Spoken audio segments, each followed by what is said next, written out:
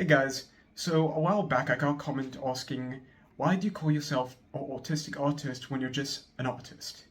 When I heard this comment, I was thinking, is this something people want to know?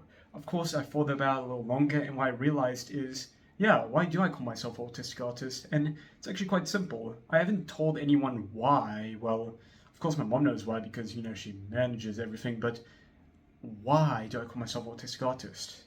Well, the reason why is because I am an autistic artist, and also, if I wasn't didn't have autism whatsoever, I wouldn't be an artist. I'll be an engineer or something completely different. And art was always one of those things that helped me cope. Of course, you had your fidget spinners, you could just, play with anything, but for me, art was just that way of escapism. I can create whatever world I wanted, create whatever art piece I wanted, and draw any characters and make a story about it in my head.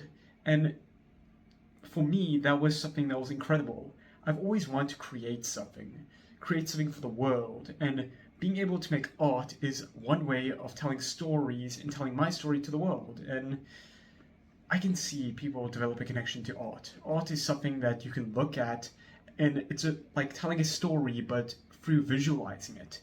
And that's what I want to do.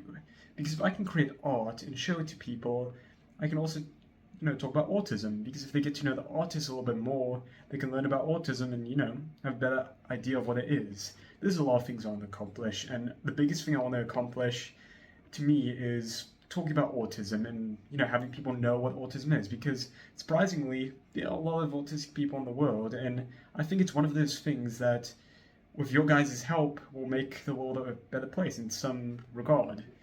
Yeah, I know a lot of autistic people, and just talking about them is something I want to do.